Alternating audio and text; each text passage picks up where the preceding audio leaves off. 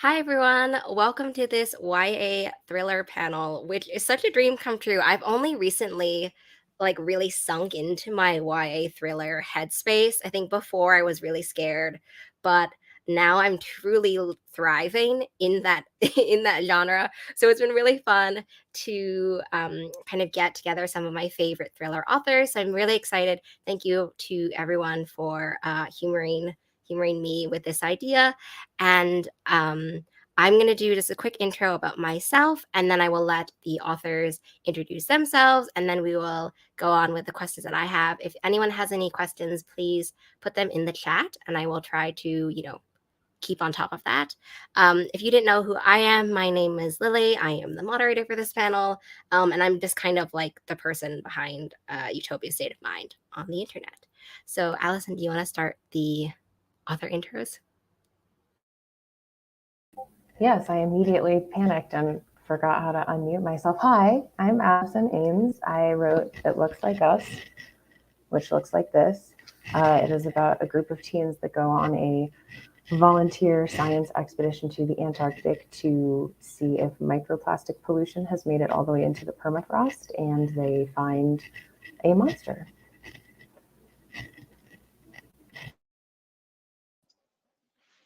I assume I'm next, but hello, I'm Lizelle Sambry. I'm a Trinidadian Canadian author. My latest book is Delicious Monsters. It's about two teen girls navigating the treacherous past of a mysterious mansion 10 years apart, and one of them can see dead people.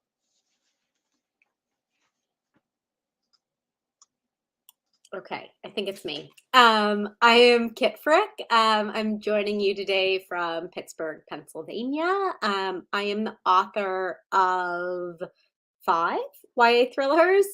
Most recently, I Killed Zoe Spanos, Very Bad People, and then The Reunion, which is coming out at the end of August. And it is about a family vacation to Cancun, Mexico that goes horribly wrong and ends in murder.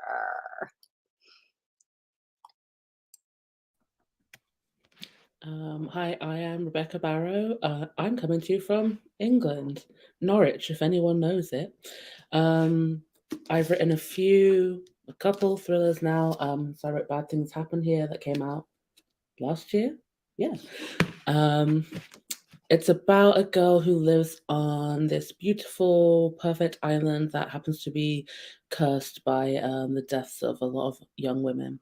And when the curse finally comes for her sister, sort of throws her into the mystery of figuring out what's really going on. Yes, I'm so excited. I've had such a fun time reading the books for this panel. One of the things I was thinking about, first of all, since I obviously did mention about thrillers, but I wanted to know generally for you all what draws you to thrillers, like the thriller genre, basically, and what was the first thriller you ever read? Lizelle, do you want to start? Yeah, I think the first thriller I read was actually Gone Girl by Gillian Flynn because I'd previously, like when I was younger, read a lot of fantasy, and it was only when I was older that I was like, I'll like try this out, which was kind of like a perfect one to start with, I think, because it was really good. It was really interesting. And it had some great twists in it. But I think what draws me to thrillers, what I really like about them is all of the like twists and turns. Like I love being surprised. I love being caught off guard. I love like, you know, thinking something was going to go this way and then I get pulled in a completely different direction. And I think the thing about thrillers is there's a certain like pacing to it and a tone that I think is different than like a straight mystery. And I think quite a bit darker than a straight mystery. And I think that's what I really like about that genre in particular.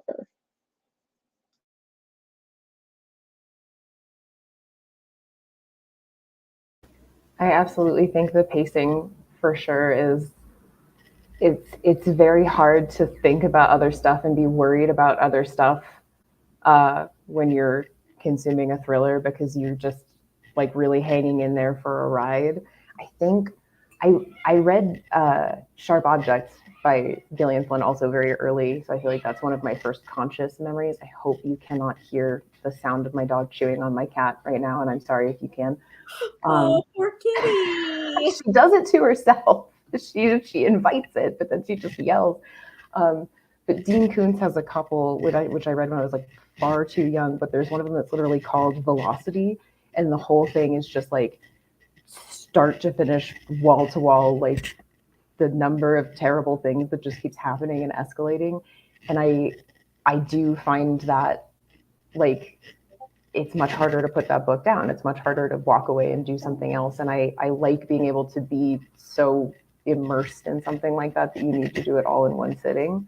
And I think that's where thrillers live.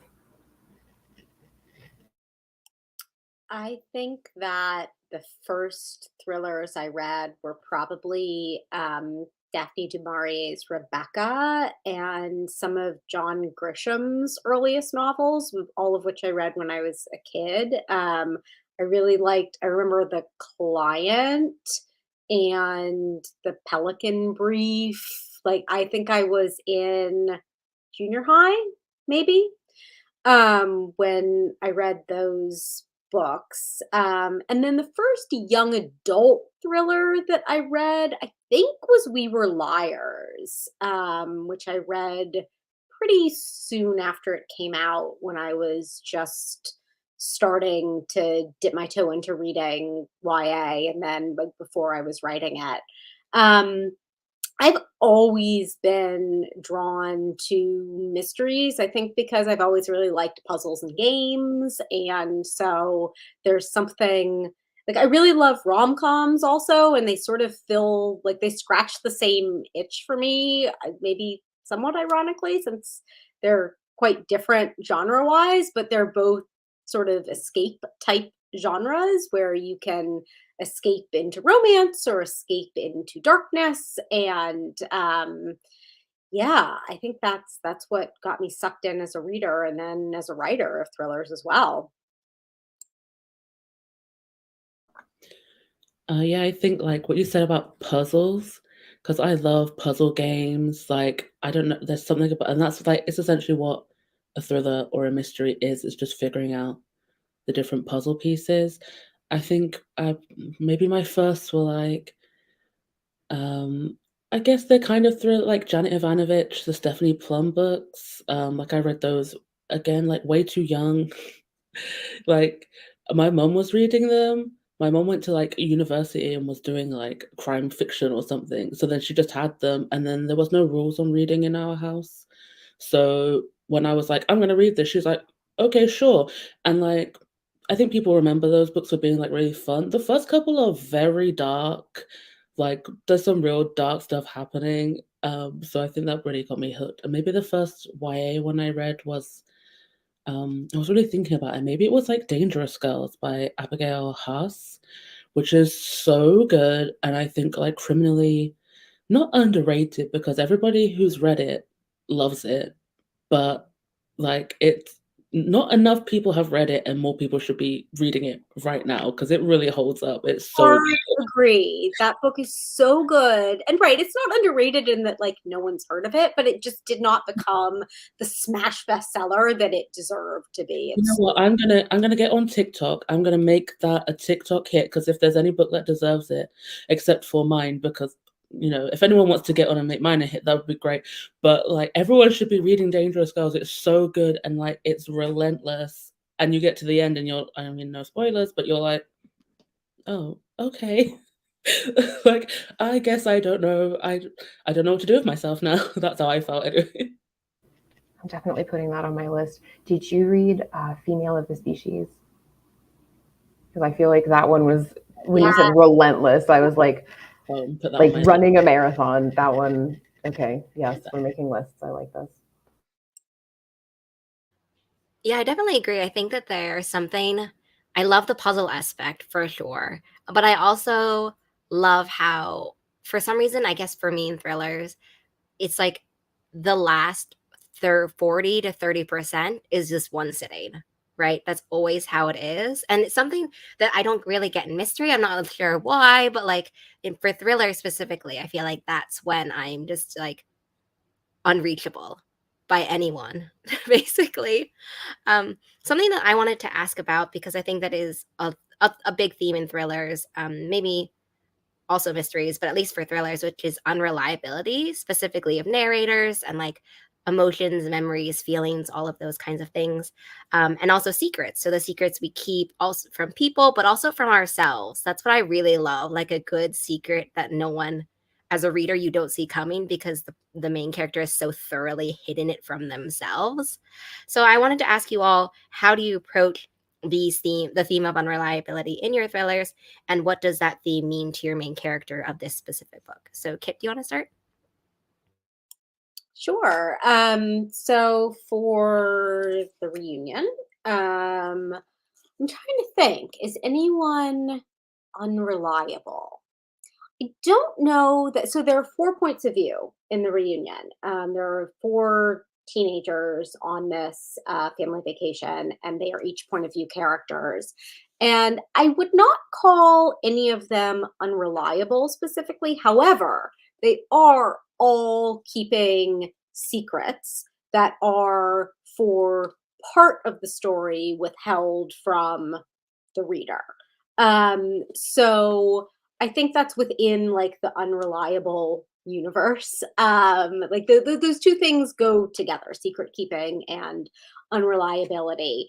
And it's a tricky dance because it's definitely, as a writer, I'm always paying close attention to threading that needle with what am I withholding because it is necessary for the story, it's necessary for mystery building. But also, if you're withholding too much and for too long, it can really serve to piss the reader off. I know that there are certain reading experiences that I have had where I have felt like a little bit more could be spooled out a little bit earlier, to help me as the reader put some puzzle pieces together. So it is a really tricky dance, I think, to pull off in that perfect balance between crafting a really effective, juicy mystery, but also not keeping the reader feeling frustratingly in the dark. Um, so yeah, it's tricky. I hope that I have struck the right balance in this book. One of my tactics is to not hold everything for the end. There in the reunion, you are reading for b- the mystery of both who is the victim and who is the killer. And I'm not going to give too many specifics away, but I will say that you learn one a lot sooner than you learn the other. They're not both withheld to the very end of the book.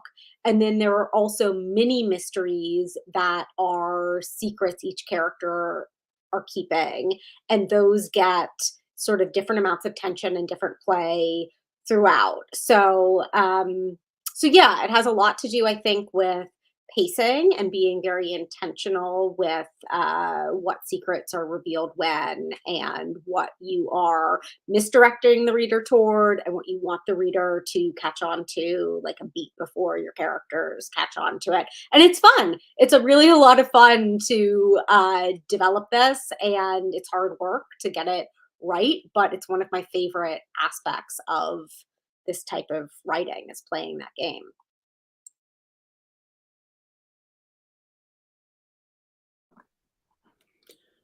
I just enjoyed what you said about like the reader getting to it just before you reveal it.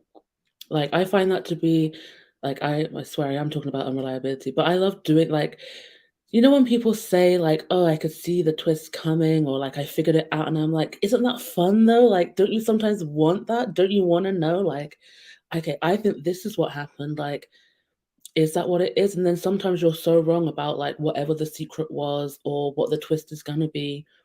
And that's like kind of the fun of it as well from the author side of like, I'm setting you up to believe one thing, or not even to believe one thing, but to think that you are going to figure out like, oh, I know the secret, this is what happened, but I'm actually going to pull the rug out from you again and say, like, no, you can't even trust like the author. Like, I'm trying to lead you down this one path, and you should be over here looking at something completely different, and you've just like you've missed it.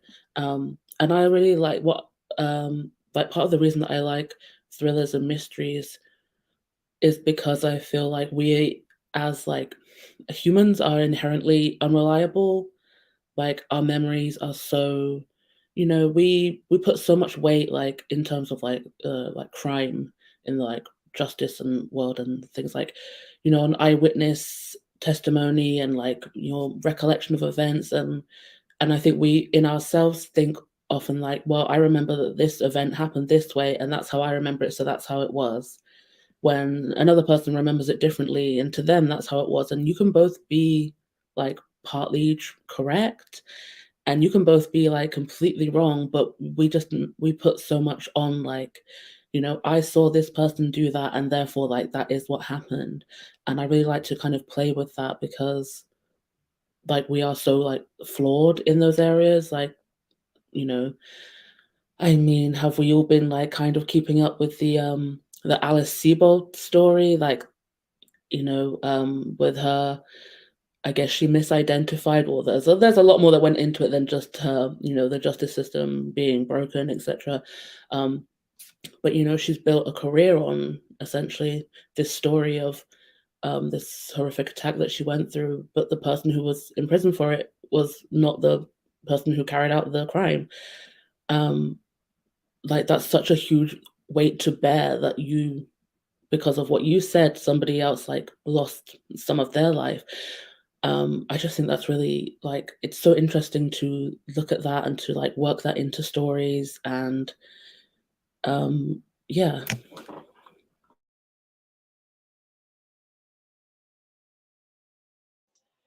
Yeah, speaking of with like the unreliability, for me, like a big part of how I put together Delicious Monsters is I wanted to talk about outside perspectives and like how that affects how people are perceived and like whether they're seen as like reliable or unreliable. And so Daisy, the main character in this story, her and her mom, they inherit this house and her mom makes it an Airbnb, but they become the subject of this whole kind of half true crime, half sort of speculation about ghosts and the supernatural case when a murder happens in the house. And so you have the perspective of the main character, Daisy, but then you also have the second POV, which is Brittany, who is investigating what happened at the house. And she's doing interviews and she's talking to people that knew them. And so you have Daisy's perspective as like, this is what I'm giving you, this is my experience. But you also have all these people that are coming in to say, this is what I thought of Daisy, this is what she was like, this is what she did or didn't do to me. And it's about that creating the feeling of unreliability for the reader because the main character has her own secrets, she has things that she has going on, but it casts doubt on her narrative. Because now you have all these other people that are saying very different things about her. So you're like, is this really what happened?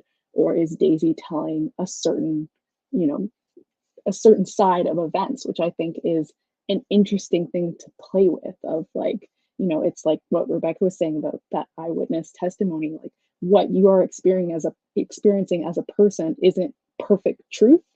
And so that was something that I really enjoyed doing in that whole unreliable narrator situation because you are really questioning that. And I think that's, it's fun. It's a fun thing. It's like interesting in the story to get to play with all of that. I love that. I love the nuance of that. I think what Kit was saying about occasionally unsatisfying thrillers and reveals and stuff like that is that there's not enough. They just go directly into, I said I wasn't the murderer, but I am. Like, okay, that's a lie. That's not really a twist. You haven't really like created a platform and then taken it away from me. You've just lied to me. But the idea of creating something that is one person presenting a story and then somebody else presenting the same story and showing you things that you didn't necessarily see the first time it was told, I think is one of my favorite things. And I find that very destabilizing in a fun way that feels more organic and more rewarding. And I also think, Rebecca, I like to solve the puzzle also. And I get annoyed when people are like, oh, I guessed the thing, so it's not good. And I saw somebody on Twitter said once, if somebody guesses your twist, then that means that you've created a narrative that makes sense. And I try really hard to like hold on to that when I'm feeling like I'm not inventive enough or whatever. Because I'm like, even if somebody figures it out before you tell it to them, that just means that it's plausible, which is not the worst thing to have done. And I also just I hate to know things that the characters don't know. It makes me really like anytime there's like a body swap type thing or like a mistaken identity, like anytime somebody's been possessed and we know as the reader and the person they're talking to doesn't know, I can't have a good time at all until it's been resolved. So I like to find out with everybody in the book. I like to be like very close in discovery levels. So I appreciate when like the narrator is being unreliable, not on purpose, but because they genuinely also didn't know this thing. And then we get there together. I really appreciate that. Yeah, I love what Rebecca was saying about unreliability in human nature. That's what I was thinking of sometimes, when I was reading all of your books, like reflecting on, how not how I would be in your books, because I don't think I would necessarily do very well, but like how I reflect back on my own memories, and like when people ask me just simple things about how my day was, like already that's I'm starting to be unreliable with the smallest of details about absolutely inconsequential things.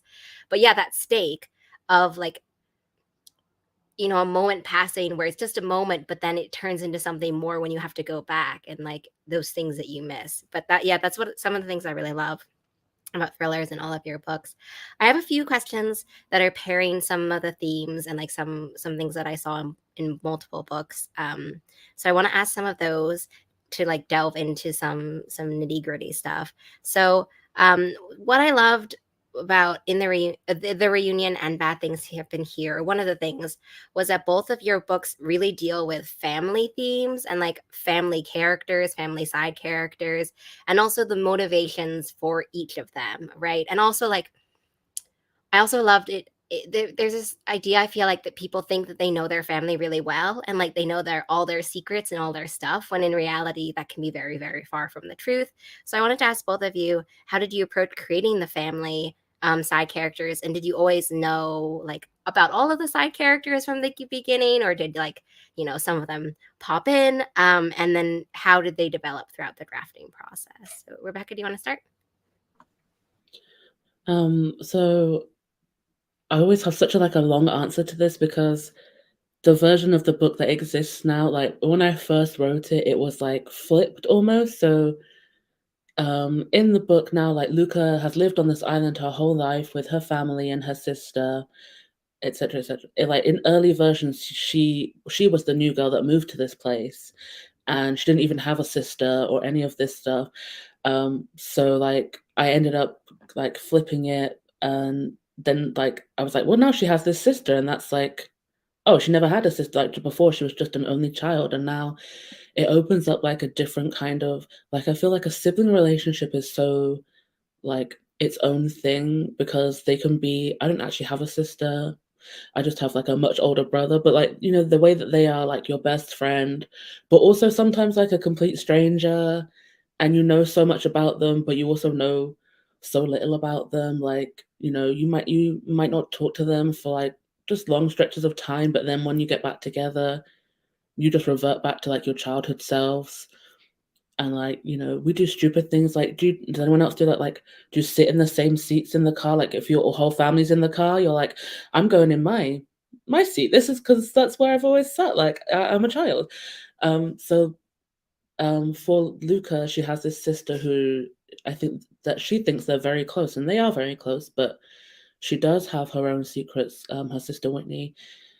And she has her own life that like Luca is not as much a part of as she maybe thought she was.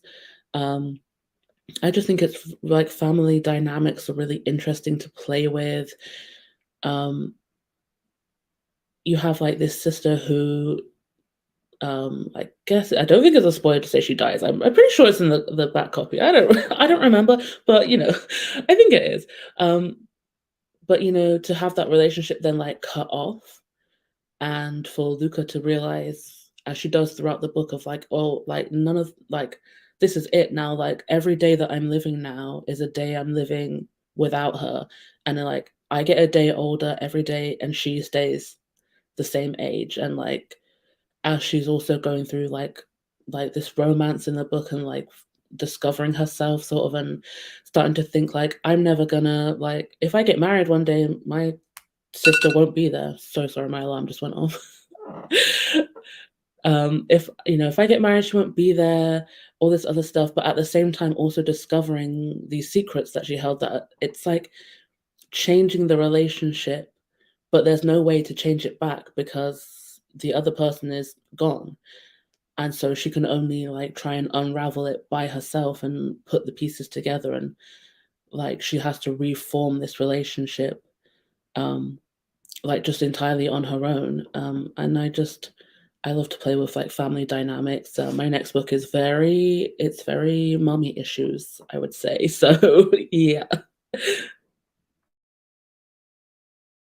I'm super excited for your next book, Rebecca. I can't wait. I loved Bad Things Happen Here. I also love playing with family. I think that dark family secrets are my favorite thrillery trope to write. And almost everything I've written has played around with dark family secrets in one way or another. They are extremely front and center in the reunion. I created, I think there ultimately are 11 family members that are on this vacation. So it was a pretty big cast. There are a few more family members from this Mayweather family that exist in the narrative. Off not that are not on the vacation. So it's like maybe a 13 or 14-person family cast. And I started by creating a big Google sheet for all of my characters to map out for myself what their relation, so some basic facts about them that I needed to know, like how people were related to each other, their ages, like, just like the bare bones stuff. But more interestingly than that, I got into what secret was each character keeping, and what and how did it intersect with other characters, and then also what were some like salient backstory points that would need to come to the surface in the front story of the novel. The novel takes place during the course of 1 week, over this vacation, and the majority of the narrative is the events of this week that are leading toward a family engagement party that's at the end of the week, and we know from the beginning that someone will die at this engagement party.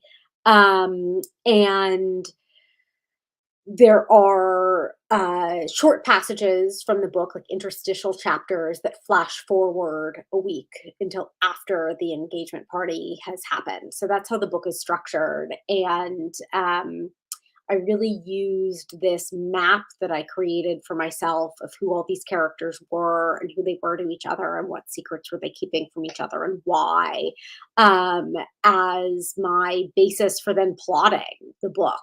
So I started with all of these secrets, and then I got into, okay, when are these going to come to play throughout the course of the week?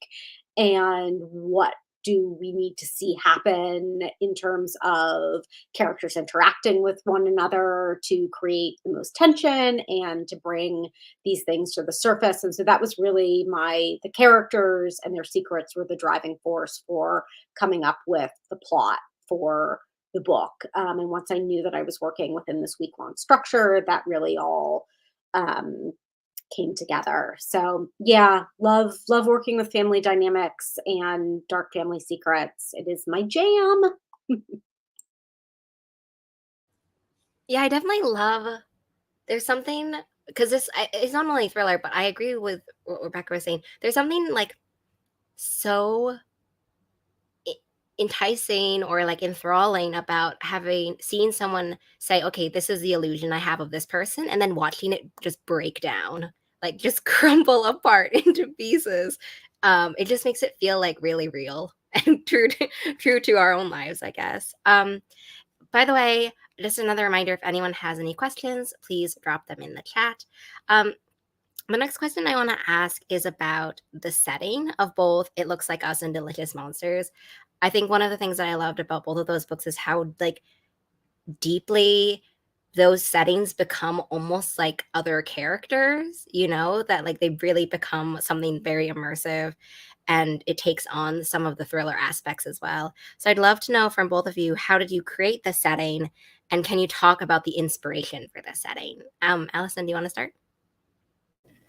Yeah. So I love a cold horror, which I think is rooted in The Shining probably, and just being trapped by, because there's not a lot of like there's a lot of different ways that nature can trap you, but I feel like the least like frightening one I think at first is snow, because if it's like a flood or a fire or something, that's a much more urgent situation. But snow or ice or cold is like, oh well, it's not doing anything, it's not active. So my first book was much more, it was very warm because everything was on fire. So I was like, I got to go in a different direction. I have to have range. I have to have temperate range. And then I saw an ad for an Airbnb sponsored internship. This is a real thing.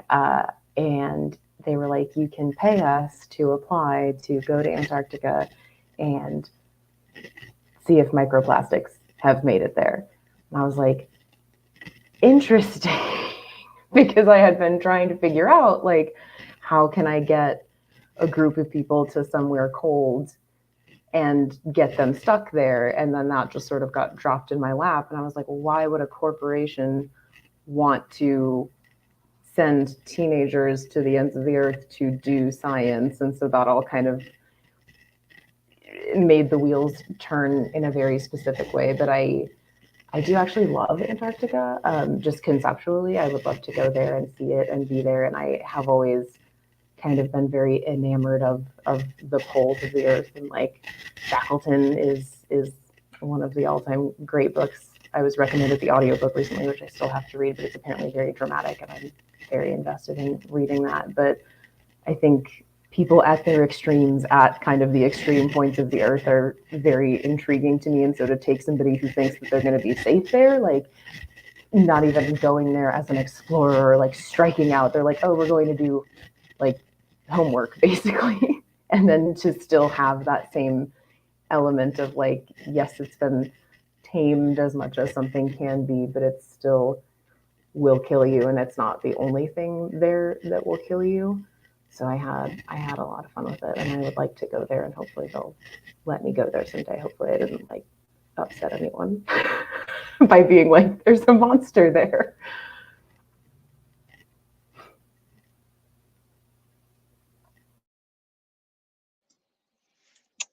Yeah, so interestingly enough, I have a lot of trouble picturing things in my head. And so I tend to set books where I've lived, because then I have access to all of that stuff. And so I knew that I wanted to write a story about a haunted house.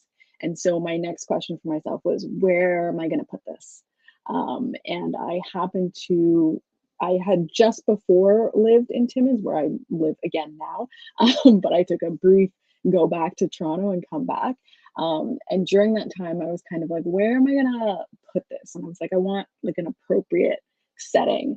And around that time, a family member had invited us to his cottage, which is in the Kanawha area, which is like an hour outside of Timmins, which is in northern Ontario, Canada. And we went there and it was just like immediately perfect. So it was like a boat access only property. So we had to get on a boat to get there at all, which immediately, as like a thriller horror minded person, I was like, well, that's upsetting because how are you supposed to get away from that place? And so we had took it out there and it was like no self-service, that sort of place. I added it in conveniently in the book because I needed it, but when I was actually there, it wasn't that. It was very remote, and we just like ended up going on this hike, and like there were no cutout paths. Like we were just kind of making our own path, and there were these parts where like the trees were so dense that like it was a summer sunny day, and like we got into that crop of trees and it was dark. It like became night. And that was also a thing where I was like, well, this is deeply unsettling. And it just kind of came together where I was like, I think this is perfect for this. And it also had so many different types of landscapes. Like there was that dark forestry area, and then there were more larger open areas, and there was an area with like power lines and wild blueberries and daisies, and it just had so much character and so much depth to it on its own. And so of course I took a million pictures and videos, and I like typed in my phone notes as many kind of feelings that I could get about being there. And then I plopped a Victorian S mansion right in the middle of it. And I said, this is where it's going to be. And then from there, it was really kind of like pulling together the experience of living in the town. And like, you know, Timmins is very much a mining town, a gold mining town. It has some of the longest running gold mines. They are still running, they're still going. A bunch of people in the town still work at the mines. And so kind of bringing those sorts of local culture things in. There's a very large Francophone population, bringing that into the story as well. And all of that kind of ended up contributing to that setting and kind of bringing out the lushness of it. But it really required me like being here and like knowing people and getting to put all of that together. So for me, like when I have settings and stories, that's a really huge part of it. I thought for when you first started, I thought you were gonna be like you lived in a haunted house. I thought that's where I you would were never. going. I was I like, would oh absolutely man. never. I don't want to see ghosts. I have no interest in the undead. I believe very strongly that if you are like, no, not for me, they're not going to come. And so I live with that motto. Don't want to see it, pretend it's not there. And I believe in you. So you don't have to show up to disprove me. I believe you're there and I don't want to see you. Thank you very much. So that is my stance. Yeah, very much agree. But yeah, I was glad that that's not where that went. Um, I want to also, so what I really, so talking about, I guess, setting as well for the reunion and bad things happen here. I think that, I mean, obviously in the title, both of them have kind of settings where you would think that bad things wouldn't happen. You know what I mean? Like they're kind of idyllic. They're sort of things. They're on the surface. There's this like juxtaposition between on the surface, you know, things being one way, but then underneath them being a very very different way. So I wanted to know if you could talk about how you approach contrasting those two things, right? Like for your books, because breaking kind of what I said originally before about illusions, right? You have this thing where you're like, oh, this is what happens, and then you start just breaking it down piece by piece. Rebecca, do you want to start? So like, I'm obsessed with like anything that's set in like, you know, an idyllic place, like perfect community, blah blah blah. Because we all know it's not perfect and there's gonna be something horrible that happens there. Um, so I think ultimately, not ultimately, but originally, when I was trying to come up with this book, I was like, you know, what if she's this girl and she just lands in this place that, you know, and she's like excited to be there because it looks so perfect and beautiful and it's like everything she's ever dreamed of. Um, and then like it's just the opposite of that. Um, because like I feel like we can all relate to that. You know, like we love like these pretty places. I don't know about anyone else. Like I have this fantasy of like one day I'm gonna go to the Maldives and you know those huts that are like over the water and I'm like, yes, amazing. But like am I ever going to get there? Probably not. But it's like my fantasy.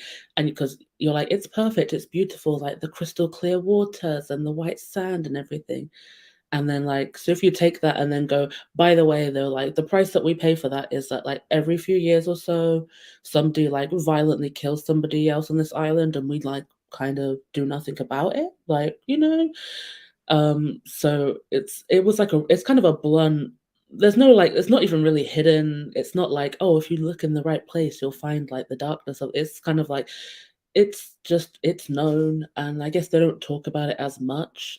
But Luca is very aware of it and like like it is one of the first things essentially that she tells Naomi when they meet is like, this is not a great place to be. Bad things happen here. Like but I just really enjoy getting that, like, everything's perfect, everything's lovely.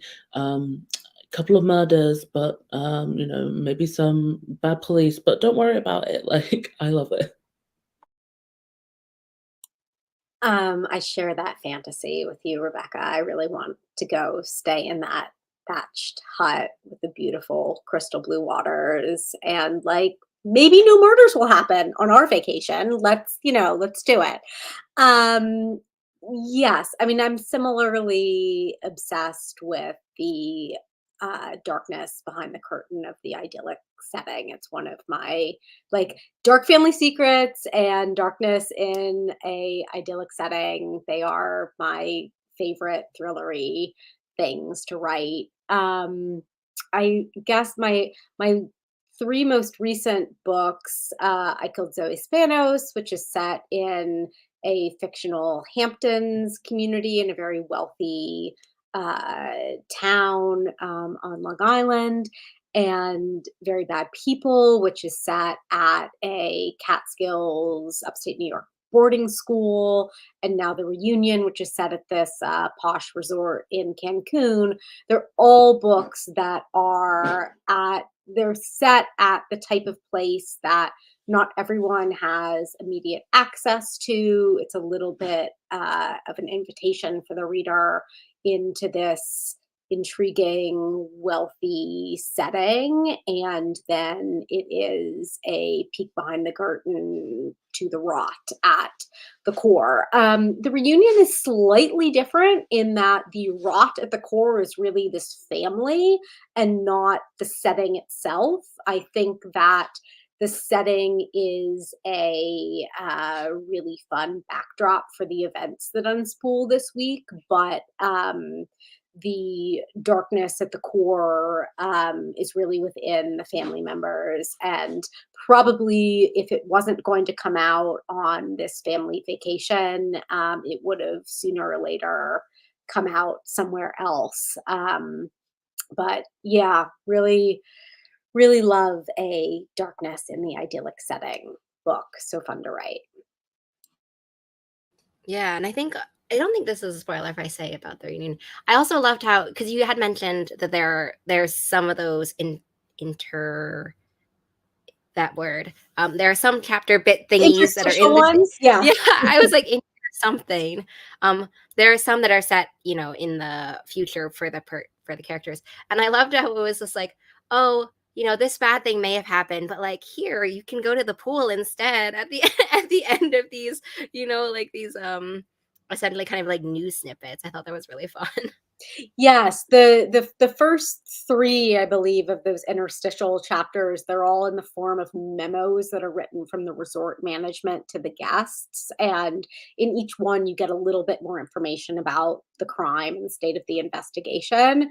And the management is very much like, okay, there's a person missing, but like, please enjoy these free passes to our resort right down the beach. And it just gets darker as things unfold. Lizelle, you mentioned as well about the we were talking a little bit, right, about the haunted supernatural in Delicious Monsters, and also it looks like Us also has like a supernaturally scare vibe to it, and I wondered if both of you could walk us through merging those genres, like merging supernatural stuff with also contemporary settings. Lizelle, do you want to start, because we were already talking about haunted houses? Yeah, for me, I guess because, my other 2 books are fantasy, it was almost like the opposite, like, how do I merge my, supernatural idea with, like, a thriller, because I knew that I was gonna do a haunted house, and I knew that it was going to be very clear right off the bat. No, yeah, real ghosts, because she can see dead people, so right from the start, it's like, yeah, real ghosts. This is really happening. And so for me, it was really more of a challenge to figure out how to put that together in a story in a way that's satisfying. And so for me, a big challenge was I want to try and make sure that I'm hitting on all of those beats, that I'm getting in those like twists and turns and like the fun things that make a thriller fun to read. And so it was like I started out with those supernatural bits and pieces, and then I built those up, and then I was trying to figure out how am I going to weave this all together. And I think there's a lot of, there's some tonal differences as well that I wanted to get in there, that I hadn't really done before. Like I wanted it to have a certain tone of dread, and I wanted you to kind of feel unsettled, because those are things that I really love about thrillers, is that you come into this setting, but something is like a little bit off, and you don't always know what it is right from the start. But as you continue on to the story, that continues. And I think, when you start with a supernatural element, like she's already seen dead people, that's already things are a little bit off. And so it was really kind of getting to the core of the character and what it is that's going on in her life and what's happening, in her family with her and her mother, and kind of trying to stick to the heart of that. And so, really making sure that the supernatural, spooky things aren't overshadowing the relationships with the characters and the twists and the turns and the mystery and all of those thriller pieces that are coming together, which is a challenge in some ways because I still have to explain the supernatural things to a certain extent. So then, kind of, I got to take time to explain this without sacrificing the pacing too much. And so, for me, a big part of that was making sure that I was constantly putting in that feeling of like something is off, something is wrong, and we don't quite know what it is yet.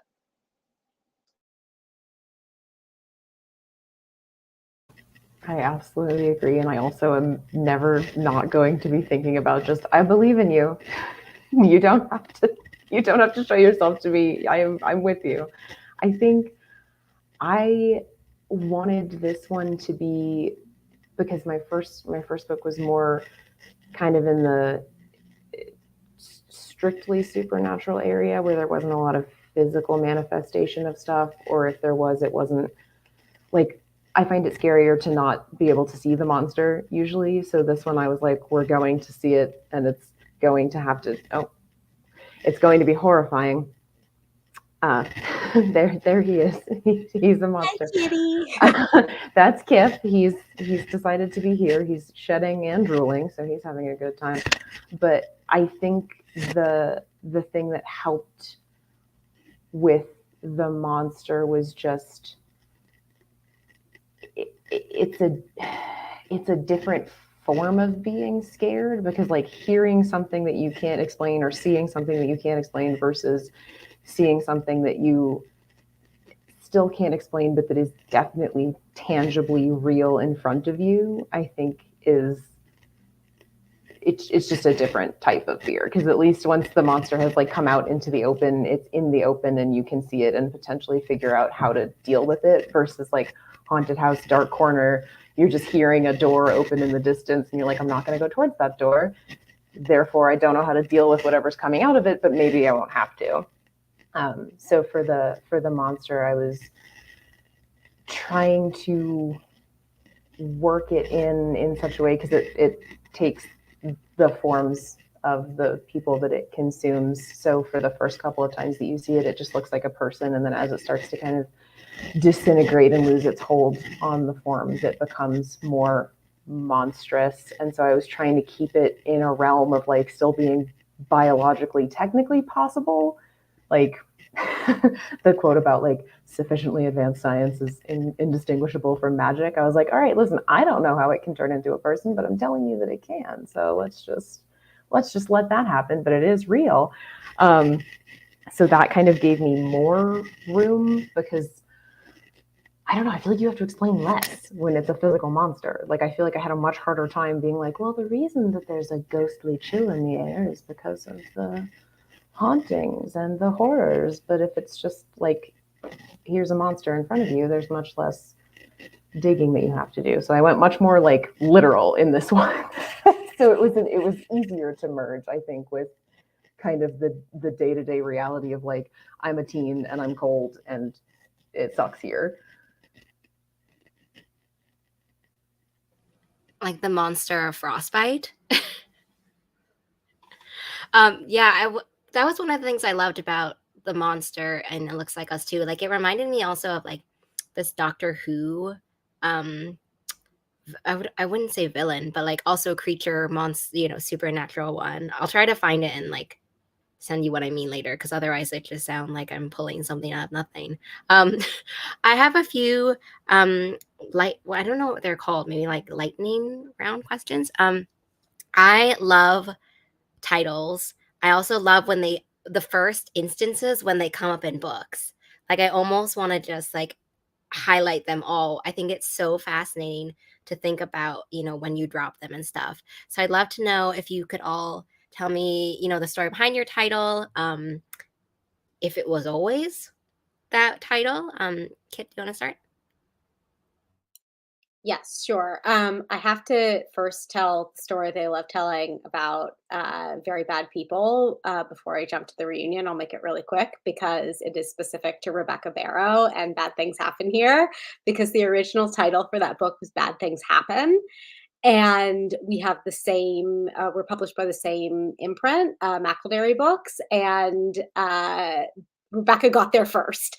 And I was like, here's my title. And they were like, we love it, but no, you cannot do it. And I was like, okay, well, I guess since it's Rebecca's title, fine, because she's amazing. So it got, I changed it to Very Bad People, which ultimately I think was a better fit for the book. So thank you, Rebecca, because otherwise I think that book would have been titled Bad Things Happen, which was not quite as solid for it and is perfect with the here for your book. For the reunion, yes, that was always the title. I half expected my publisher at some point to be like, this is too boring, let's do something, but it just sort of rolled with it, and I like it and I think it fits, and so we just didn't question it, and that one was super easy to title.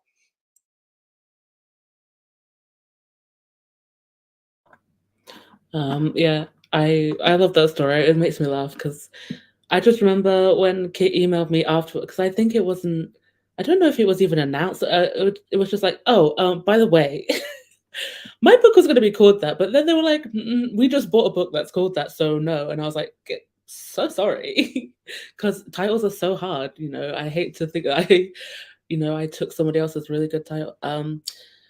My titles, I think so far, all of my books except for the Archie Universe book I wrote, the titles are all like taken from the text. So it's just become kind of a thing now. I think I just assume. I don't think this when I wrote it, it was never called anything because I'm also terrible with titles, and I just I wait for someone else to tell me what it's going to be called, or I might call it something, but I have absolutely no connection. I'm like, somebody at some point, again, is going to come up and say, like, we had a meeting and we want to change your book title so I don't get attached to anything. But I think my agent maybe came up with this one. That was like a natural just taken from the text. Sometimes I've been known to want to title a book something, and I'm like, I'm going to write that line in, and then I'll be like, why don't we call it this? And it's like, in the book, isn't that cool? Like, I didn't orchestrate this at all. But yeah, and I think I think the title for Bad Things Happen Here is perfect because it's very simple, but it really is. Like, bad things happen here.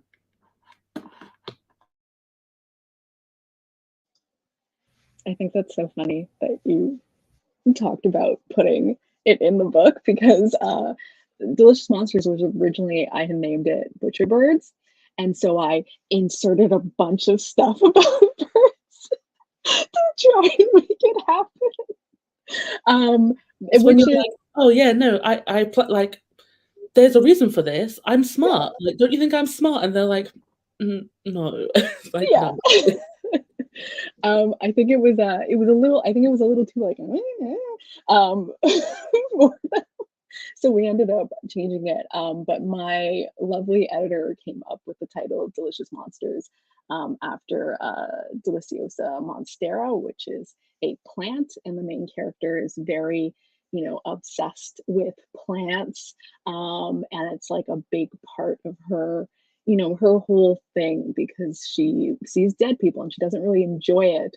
And her interactions with the living are also not great, but this plant thing, this is the living thing that she really can connect to and that she can keep alive. And so that ended up being the title, which I really, really liked because I thought it was a little bit more visceral with that delicious thing. And it's an interesting phrase because like you're obviously not going to think of a monster as being delicious. And so that worked out really well. And then I did the opposite thing is I was like, okay, now I got to put in a bunch of references to this thing now that we've decided on this. And so I had a scene where she talked about her first plant that she had ever gotten, and I changed it to a monstera, which actually fit in better and really well because a monstera is not, she's talking about the first plant she ever got that her mom gave to her. And she has a kind of complicated relationship with her mom. And a monstera is not an easy starter plant. It is, in fact, difficult. I had one and I killed it. And so it just like created this interesting dynamic of like that being a plant that she was like, here, this is the one I'm going to give to you. But then she perseveres. She ends up being able to take care of it. And it becomes her favorite plant. But yeah, that's how that title came about. I love that so much. I didn't realize until you said it, and then I was like, oh my God, yeah, that plant. Like that's so good. That's so good.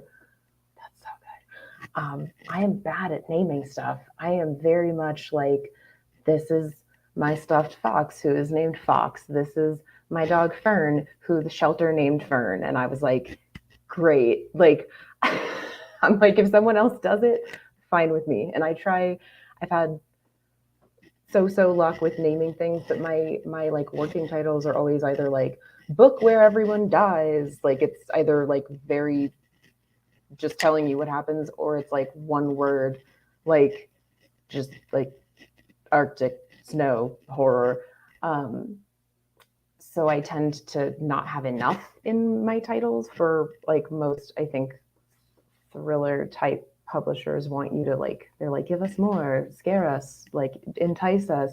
So It Looks Like Us was originally called the Victoria Station because that is the name of the station that they stay at. And I was like, yes, I've done it. I've finally like taken a stand and chosen a title that everyone will be into. And they were like, no. I was like, okay. So they wanted it to be scarier. And so we kind of went back and forth with some like, we got very far into the weeds on like the scary monster that eats people type, like the monster at the end of this book type stuff. And I was like, okay, now we're in like B movie territory. And so we sort of walked it back to the middle.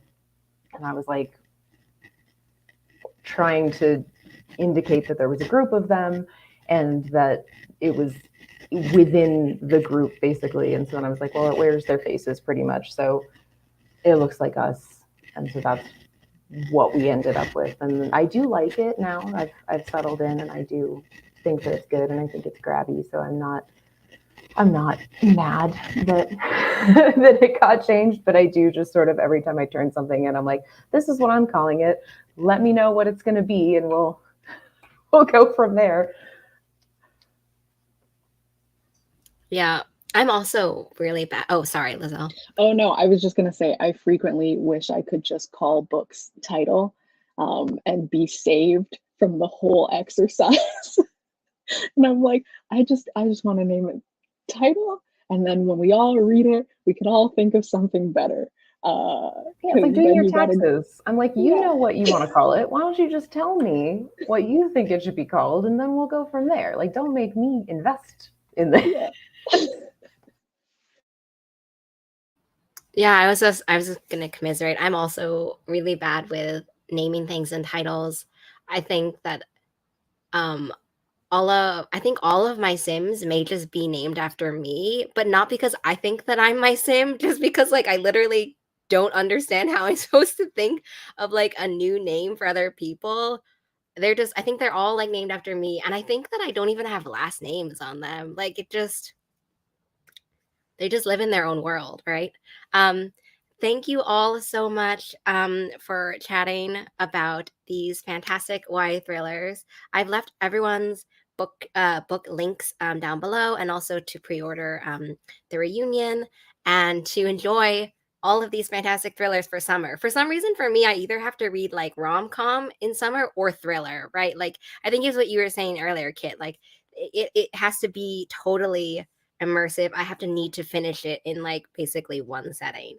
So definitely summer vibes, funnily enough, for this panel. I hope everyone has a really great rest of your day.